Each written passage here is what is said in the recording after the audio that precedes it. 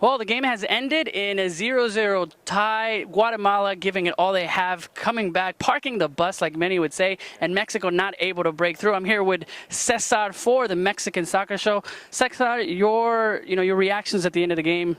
I mean, just what was obvious was just that the Guatemala definitely did park the bus. And they're playing a very physical game, and that kind of messed with Mexico's rhythm.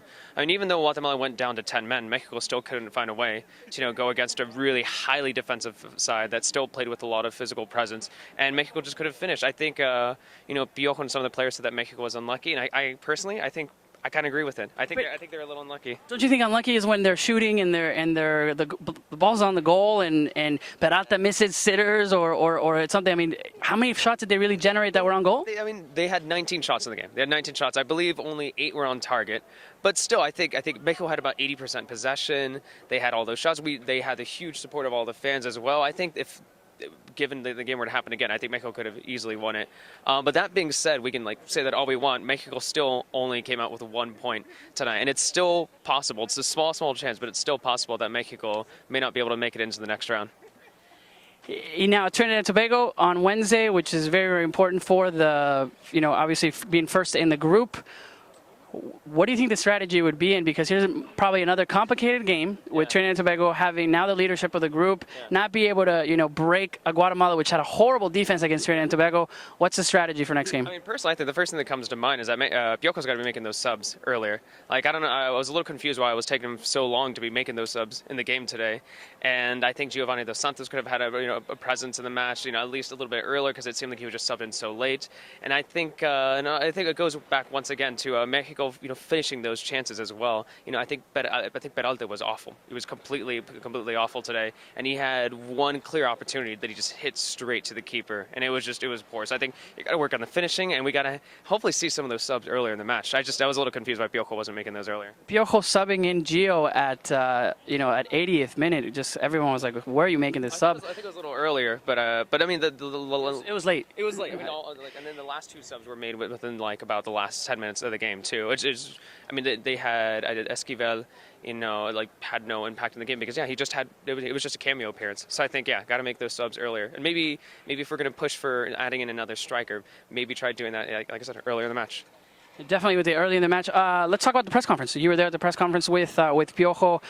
Calm, surprisingly. Yeah, he was definitely calm. I mean, he said that. I mean, I think some of the players were saying outside too is that he feels that Mexico is playing well, and I think we kind of saw that tonight. But once again, I think the big problem is the finishing, and Guatemala was definitely a little aggressive tonight as well. And but still going back to that again, I don't know why Mexico should have been able to finish those opportunities when they had that extra man advantage later on in the game. It was going to be definitely a tough game, especially Guatemala needing some kind of a point. To them, it was a victory. To them, they should celebrate. A 0-0 keeps them in the game. It's going to feel like a win for them, doesn't it? It keeps them in. They only could get maybe the win the next game. They are playing Cuba, so now Guatemala's chances of going up and being one of the best, one of the third places on the teams. I think it's good for them. Yeah, and no one really expected Mexico to be going into this final match against Trinidad and Tobago in second place.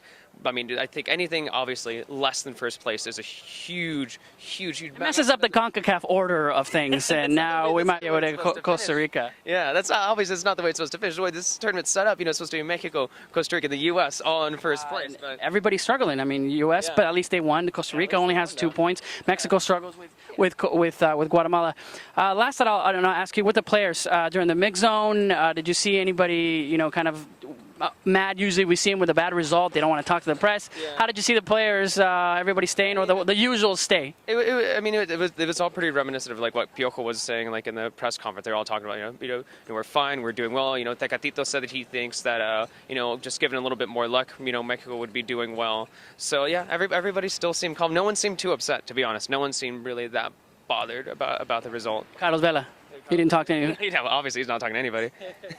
All right, guys. Well, obviously it's not the result that we wanted. And not to give any positives, but we have one more game in Wednesday where we can take the lead and get that first spot. As far as the atmosphere for the game, it was almost a sold out. 60,000. I think 210. I think it was 69,210. and I think capacity is at 75, 77. So, I mean, it's definitely a full house. It looks like every time they come to Phoenix, it's a tie. In the last 3 years, Denmark and also the U.S. to tie. Let's just Maybe that's the answer. But, guys, this has been a quick edition of the Mexican Soccer Show here from University of Phoenix Stadium, where the best thing about this whole game was the pitch. Just an amazing, just walking on this thing. Yeah, this pitch was fantastic. I forget who was.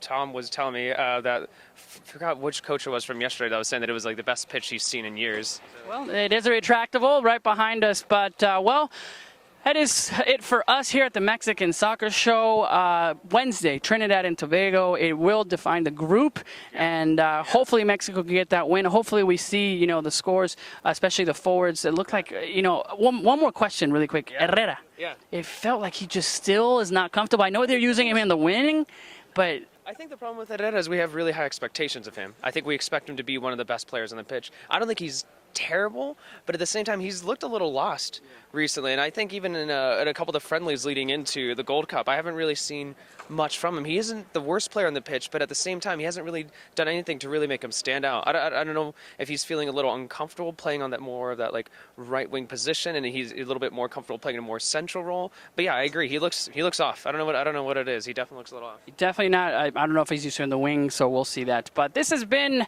a quick edition of the Mexican Soccer Show here at the University of Phoenix Stadium. Cesar and I signing off, and we'll see you guys on Wednesday for the last match of this group. Yeah, good times. Yeah, hopefully we'll see Mexico win. Yeah. See you guys later.